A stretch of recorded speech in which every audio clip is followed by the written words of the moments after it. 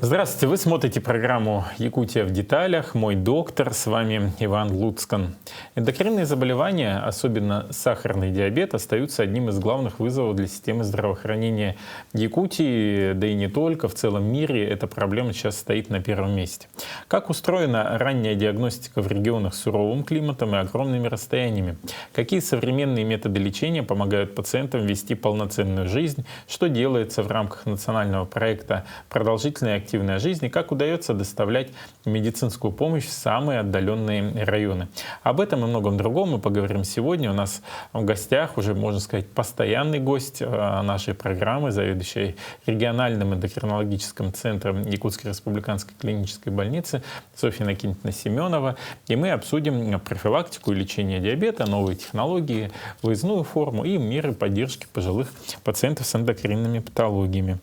Здравствуйте, Софья Иннокентьевна. Здравствуйте, Иван. Снова вас видеть в нашей студии. Спасибо.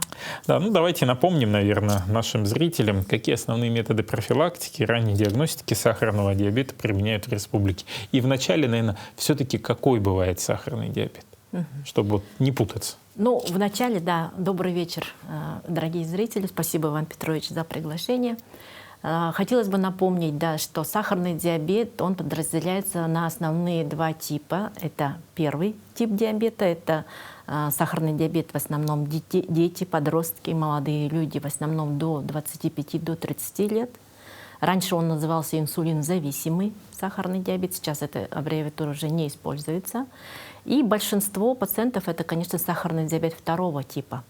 Это раньше он назывался инсулиннезависимый. Также не используется данная классификация. Это в основном сахарный диабет зрелых людей, то есть в основном после 40 лет. Взрослые пациенты, это старшая возрастная группа после 40 лет, пожилые старческого возраста. Также есть несколько поменьше, но это достаточно редкие типы диабета. Это в основном при различных генетических заболеваниях, таких эндокринных заболеваниях, как акромегалия, синдром болезни Цинга-Кушинга. При тиреотоксикозе могут быть нарушения углеводного обмена. Да? Ну и сейчас, к сожалению, достаточно часто стал встречаться гестационный сахарный диабет. Это сахарный диабет беременных. Он развивается именно вот в период женщины, когда она вынашивает ребенка. И, к сожалению, я уже сказала, что стал встречаться, регистрироваться достаточно часто. Это тоже достаточно такая проблема для нынешнего здравоохранения. И вот как раз в рамках федерального проекта «Продолжительная и активная жизнь», вернее, федерального проекта «Борьба с сахарным диабетом», который входит в национальный проект «Продолжительная и активная жизнь», как раз вот решается эта проблема. В частности, допустим. Вот по поводу профилактики и ранней диагностики. По поводу профилактики и ранней диагностики на сегодняшний день, опять же, в рамках национального проекта «Продолжительная и активная жизнь» мы проводим, вернее, здравоохранение наше проводит раннюю диагностику в ходе проведения периодических медосмотров и диспансеризации. В последние годы отрадно отметить, что наше население стало очень активно участвовать именно проходить диспансеризацию и профилактический медицинский осмотр. Вот, допустим, по итогам 2025 года таких людей уже в нашей республике больше 300 тысяч было, и было выявлено различных нарушений углеводного обмена достаточно много. То есть это является одним из, скажем так, ранних методов диагностики любых нарушений углеводного обмена. Потому что именно в рамках диспансеризации, именно в рамках медосмотров берется уровень глюкозы натощак. И это, скажем так, позволяет нам на ранних этапах выявить какие-то нарушения углеводного обмена, если они есть. И вот отрадно отметить то, что, я еще раз говорю, что наше население стало очень активно проходить такие медосмотры и диспансеризацию. А вот по поводу изменения статистики заболеваемости сахарным диабетом, насколько она изменилась за последние годы? Ну вот если брать период постковидный, то есть с 2021 года по 2025 год мы провели такой анализ, у нас региональный эндокринологический центр, увеличилось количество пациентов с сахарным диабетом второго типа на 37%. То есть практически на треть. Да? Если мы в 2021 году имели порядка где-то около 21 тысячи пациентов с сахарным диабетом, то на конец 2025 года по отчетным данным это количество у нас чуть более 35 тысяч пациентов. Это население миллионом нашей республики. Да? То есть можно сказать, что где-то примерно 5-6% пациентов, людей страдают сахарным диабетом. По мировым данным и по данным вообще всех больших крупных исследований, практически половина пациентов, они не выявлены ходят. То есть к этим 35 тысячам можно спокойно прибавить еще столько же. Да? То есть каждый второй из людей, которые страдают сахарным диабетом, он не знает о том, что у него есть сахарный диабет. И вот наша задача, как медицинского сообщества, привлекать внимание населения именно к этой проблеме, то, что необходимо наиболее рано диагностировать любые нарушения углеводного обмена, в том числе и сахарный диабет. А вот по поводу ожирения, все-таки это один из ключевых симптомов, проявляющихся при сахарном диабете второго типа. Вот как быть с ним? Да, избыточная масса тела, ожирение — это один из основных предрасполагающих факторов, которые могут привести к развитию сахарного диабета второго типа.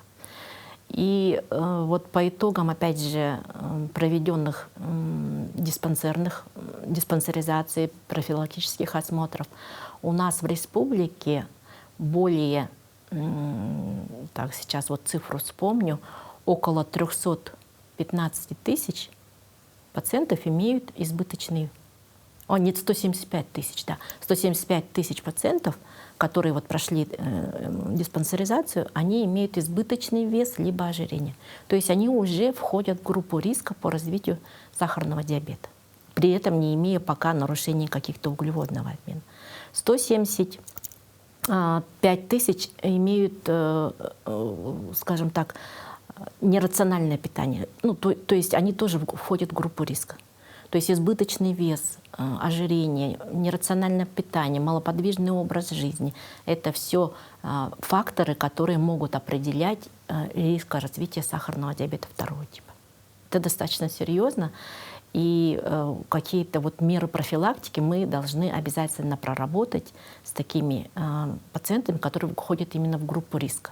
Потому что это очень большая когорта людей, у которых мы можем реально предотвратить развитие данного серьезного такого инвалидизирующего заболевания. Ну вот как раз, если так уж ожирение затронули, сейчас очень много рекламы, обсуждений с препаратами чудо, которые помогают похудеть. Симавик, Сиджара, по-моему, и прочие. Вот насколько чудо-эффект совпадает еще с влиянием на здоровье? Вы абсолютно правы, Иван Петрович, что сейчас, на сегодняшний день, мы имеем бум данной категории препаратов. Это даже не сколько в рекламе, а чисто на уровне подруга сказала, знакомые посоветовали, кто-то похудел с помощью данных препаратов. Да. Действительно, сейчас я как эндокринолог очень часто в любой, допустим, в любой ситуации, куда бы я ни пришла, где бы мы ни находились, всегда первый вопрос: а расскажите, пожалуйста, про эти уколы. Но на самом деле, конечно, препарат на основе семаглутида, тот же Оземпик, это препарат зарубежный, сейчас он уже у нас в Российской Федерации не применяется. Есть прекрасные российские аналоги на основе препарата семаглутид, это международное название. Торговое название я говорить не буду, но они вообще были, скажем так, изобретены и предназначены для лечения пациентов с сахарным диабетом и с ожирением. В официальной инструкции лечение ожирения прописано только у семаглутида с большой дозировкой. Это 1,7 и 2,4.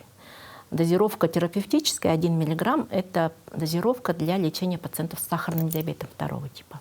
Препараты, конечно, очень эффективные именно в плане и снижения веса, и очень хорошего контроля уровня сахара в крови. Да? И при этом еще есть масса положительных эффектов в плане вторичной профилактики сердечно-сосудистых катастроф, которые у пациентов с сахарным диабетом 2 типа, конечно, очень часто встречаются, такие как инсульт, инфаркт. И на сегодняшний день мы еще имеем более мощный препарат, вы упомянули. Это препарат тирзепатид, это двойной агонист, аналог ГПП-1. И у него, конечно, более мощное воздействие именно на жировую ткань. То есть препарат прицельно действует на жировые клетки, уменьшая количество их в человеческом организме. При этом, опять же, тоже мы тем самым добиваемся уменьшения именно висцерального жира. А висцеральный жир — это наиболее опасный жир, который вот располагается в области живота. Напомню, что объем талии, объем живота в норме у женщин до 80 сантиметров, у мужчин до 93 сантиметров. У азиатской расы эти нормативы немножко поменьше. Поэтому если человек, у которого даже нет избыточной массы тела или ожирения, но он имеет объем талии больше вот этих цифр, допустим, больше 80 у женщин и более 93 у мужчины, но при этом он вроде бы стройный, да, но объем талии у него большой, это говорит о том, что у данного человека тоже есть ожирение, но оно висцеральное. И вот такое ожирение гораздо опаснее, чем, скажем так, вернее, не то чтобы сказать опаснее, но именно проявления висцерального ожирения, они начинаются с ранних изменений атеросклеротических в сосудах. То есть это сосуды коронарные, мозговые, сосуды ног, сосуды глаз. То есть это говорит о том, что у данного человека есть уже проявление атеросклероза. Угу. А вот какие современные методы лечения и контроля сахарного диабета применяются у нас в эндокринологической службе? Вообще хочу сказать, что мы вообще, эндокринологи Якутии, достаточно активно очень участвуем во всех новационных методах лечения, активно все это применяем. Помповая инсулинотерапия у нас уже давно в республике применяется. Да? Помпа — это, скажем так, если объяснить, скажем так, простым языком, она воспроизводит, имитирует работу поджелудочной железы. Ее можно назвать, что она искусственная поджелудочная железа, но, естественно, конечно, требует управления самим пациентом. Да? На сегодняшний день у нас в республике используются помпы последнего поколения. Это, скажем так, практически замкнутый контур. То есть это практически, воспроизводит работу искусственной поджелудочной железы. То есть помпа — это аппарат, который вводит инсулин в автоматическом режиме. Пациент сам настраивает с помощью врача, своего лечащего врача. Да? И также в этой помпе есть мониторинг уровня гликемии. То есть круглосуточно в течение 24 часов идет измерение уровня глюкозы в подкожной клетчатке у пациента. И эта помпа, она имеет свойства искусственного интеллекта, то есть когда уровень глюкозы критически снижается, допустим, до каких-то определенных цифр, которые доктор задает именно для данного пациента конкретно, индивидуально, либо когда повышается критически, да, то помпа сигнализирует пациенту об этом. И в случае критического снижения, то есть гипогликемии, когда это опасно для жизни пациента, помпа останавливается, то есть она не вводит уже инсулин, что достаточно является, скажем так, спасением жизни в данной ситуации для пациента.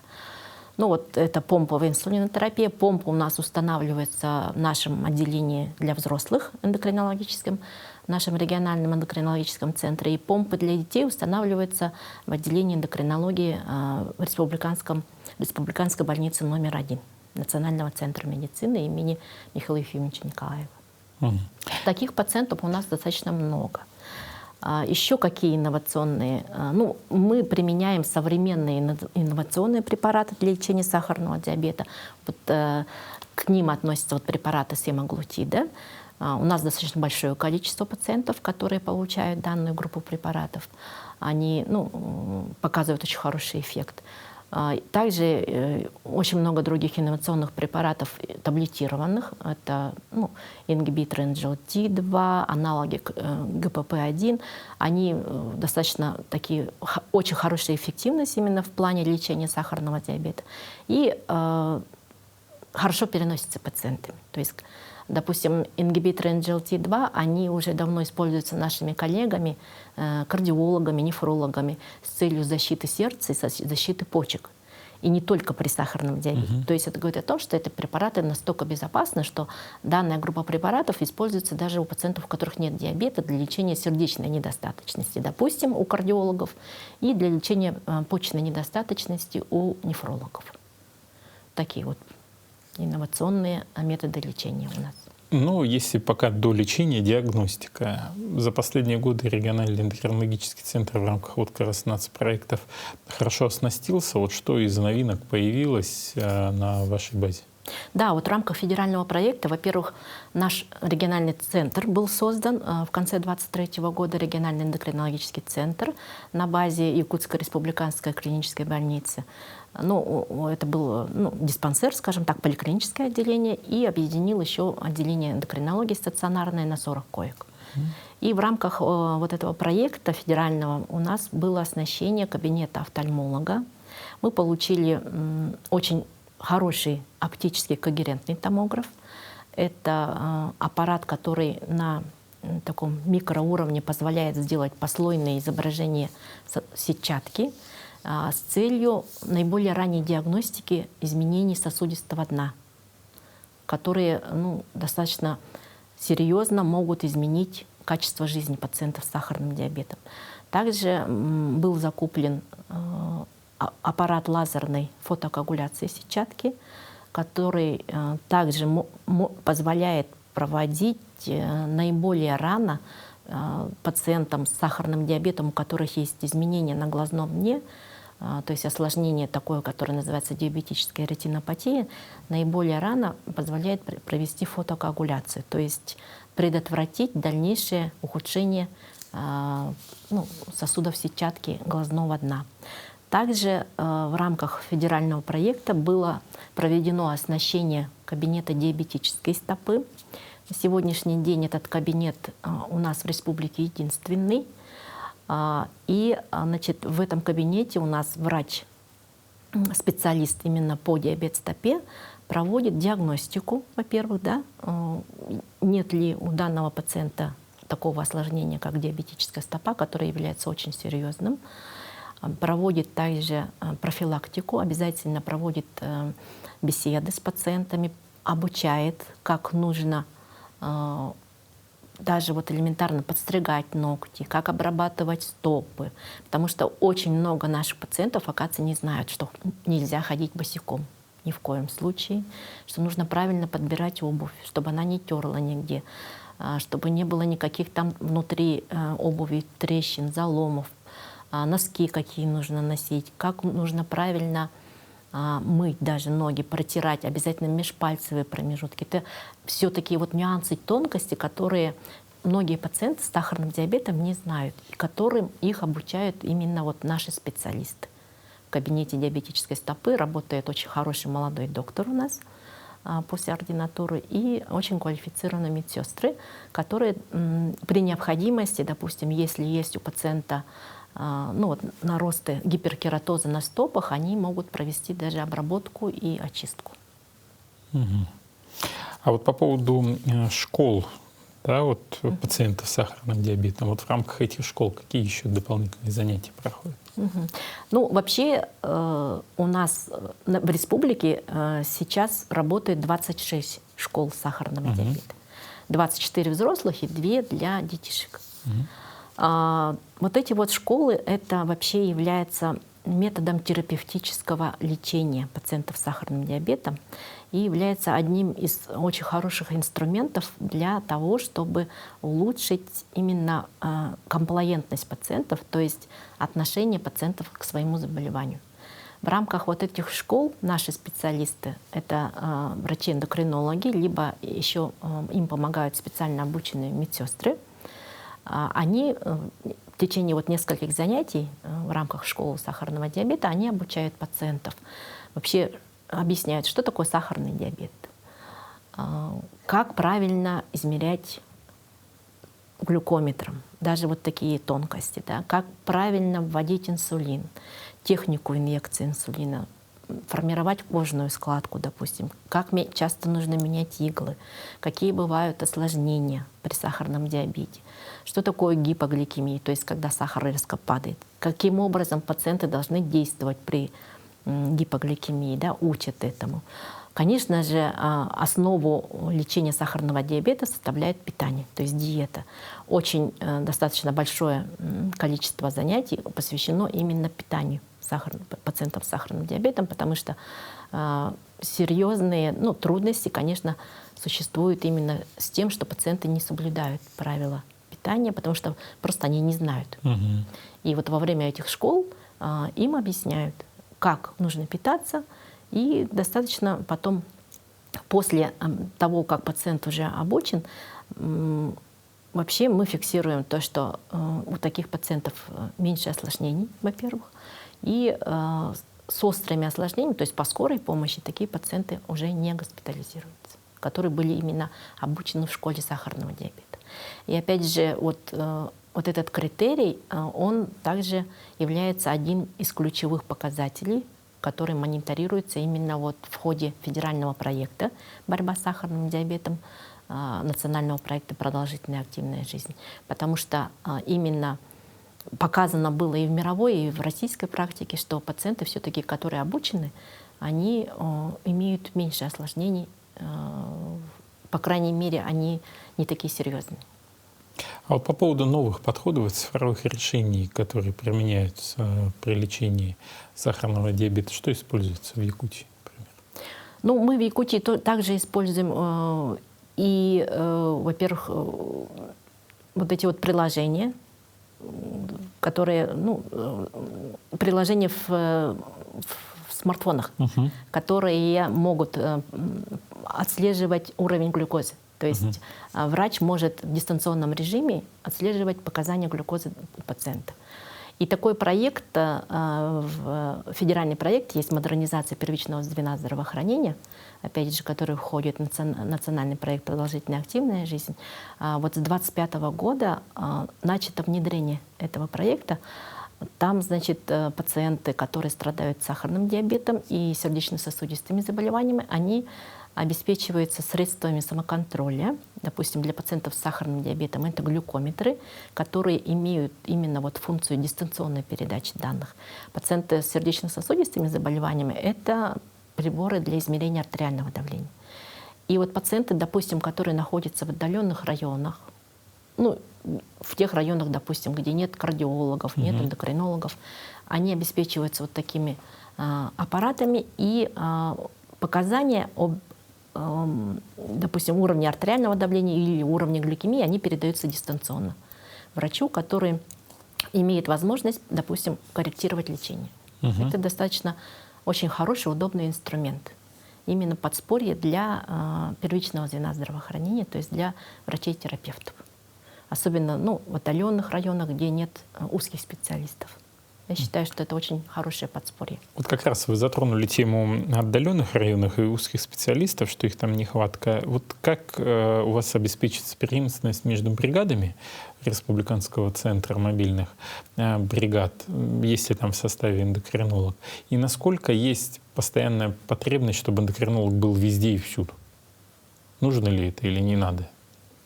Вообще, я хотела бы начать с того, что вот Республиканский центр мобильных бригад, который был организован уже 3 года, он работает по инициативе главы республики Арсения Сергеевича Николаева, конечно, это уникальный опыт.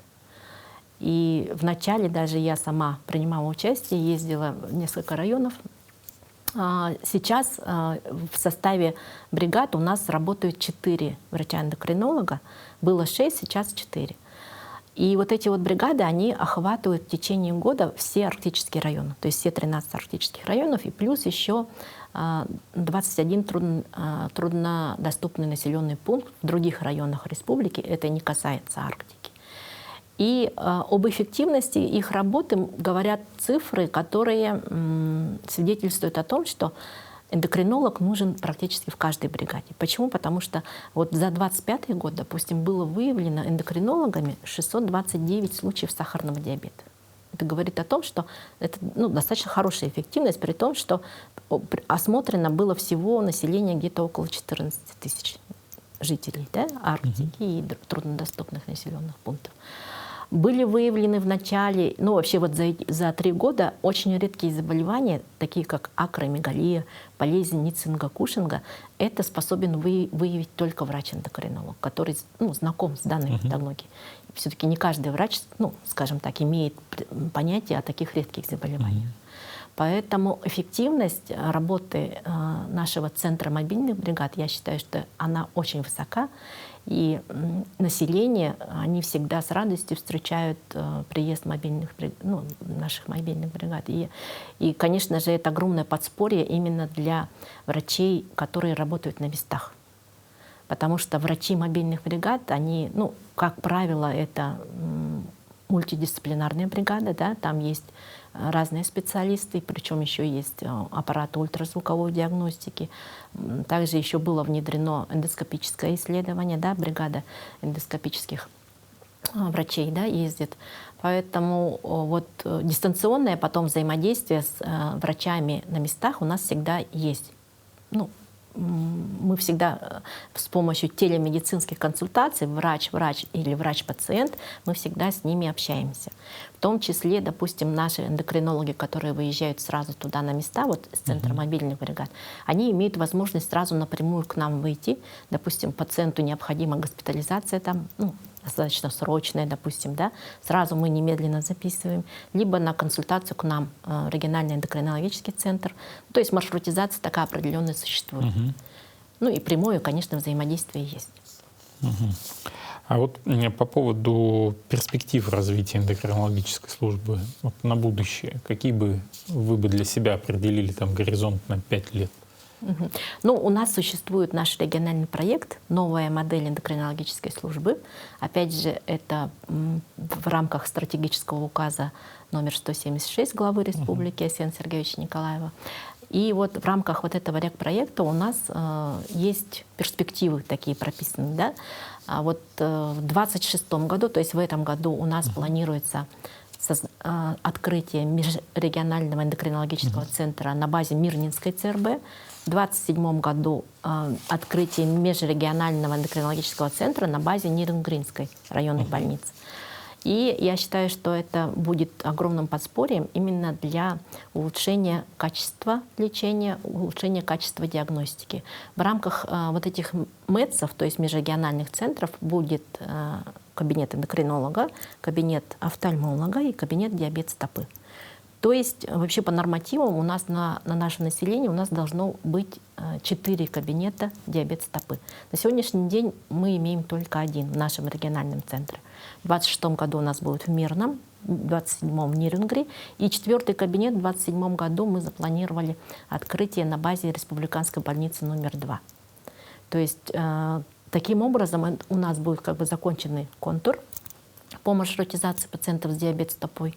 И я думаю, что в дальнейшем будет только улучшаться качество лечения, качество диагностики. Именно таких вот серьезных осложнений сахарного диабета, как ретинопатия, диабетическая стопа, потому что в лечении всегда должен применяться мультидисциплинарный подход. Там должны работать обязательно врачи, эндокринолог, офтальмолог, сосудистый хирург, кардиолог, невролог, нефролог, да? В зависимости от того, какое осложнение. И только благодаря бригадной мультидисциплинарному подходу мы можем отсрочить и предотвратить такие серьезные осложнения. В завершении не могу не задать вопрос, который на протяжении, наверное, последнего года активно обсуждается в социальных сетях и в новостной ленте, это обеспечение льготными лекарственными препаратами категории сахарного диабета пациентов. Очень часто приходят пациенты и просят именно вот такой препарат, отказываясь от другого. Вот кто имеет право принять решение о лечении пациента тем или иным препаратом? И бывает же такая ситуация, когда какого-то препарата нет в силу там, санкционного давления, например, или дефектуры, что он не ввозится на территорию Российской Федерации, и вот как получить какой-то аналог? Ну, вообще вопрос лекарственного обеспечения достаточно серьезно стал в конце прошлого года.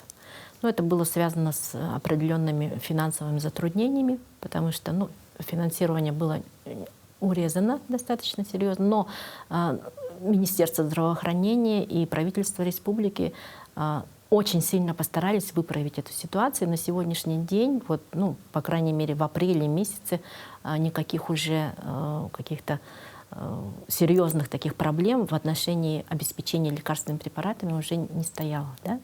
Но вот в отношении, допустим, каких-то определенных... У нас, да, я знаю, что есть пациенты достаточно, такие вот с длительным стажем сахарного диабета, которые, скажем так, привыкли к одному виду инсулинов или привыкли к какому-то определенному лекарственным препаратам. Да? Но вообще мы работаем же по международной непатентованному наименованию, да, и, допустим, тот же инсулин Лантус, который вот был оригинальный, сейчас на сегодняшний день есть уже современные, хорошие, ничем не уступающие аналоги российские. Поэтому взаимозамена в рамках МНН, она возможна. То есть это не говорит о том, что если инсулин российского производства, то он хуже. Они абсолютно идентичны. И мы, как врачи, как специалисты, мы обязаны объяснять, доводить до каждого пациента это. Да? Но иногда есть такие, скажем так, индивидуальные особенности организма. Особенно это бывает у детей, у молодых людей с сахарным диабетом первого типа, когда вырабатываются антитела на какой-то определенный инсулин. И в этом случае решение именно о том, что данному пациенту необходим именно данный препарат, принимается решением врачебной комиссии на уровне медицинской организации, либо мы можем, как вот головное учреждение, региональный эндокринологический центр, мы можем провести свою врачебную комиссию. Либо даже можем направить, у нас есть практика телемедицинских консультаций в наш федеральный центр, это МИЦ эндокринологии имени академика Дедова. И они своим решением врачебной комиссии они постановляют, что вот данному пациенту необходим именно такой препарат. Спасибо большое. Я хочу напомнить нашим телезрителям, что сегодня у нас в гостях был руководитель регионального эндокринологического центра Якутской республиканской клинической больницы Софья Иннокентьевна Семенова, наш частый гость, с которым мы говорили о вопросах, связанных с сахарным диабетом, проблема, которая с каждым годом набирает обороты, и количество пациентов, выявляемых в Якутии и в целом по стране, оно увеличивается с каждым годом. И здесь, конечно, много факторов, и факторы образа жизни, факторы питания, факторы наследственные, но вкупе они все создают большую проблему, которой надо заниматься всем вместе, потому что без профилактики сахарного диабета, без совместной работы с пациентами ничего в этом вопросе не получится. А будем надеяться только на какую-то лекарственную терапию. Поэтому еще раз спасибо, Софья Иннокентьевна, за визит. Ну а с вами мы прощаемся ненадолго. Смотрите нас по будням в 19:15. С вами был Иван Луцкан в программе «Якутия в деталях. Мой доктор». Будьте здоровы и счастливы. До свидания.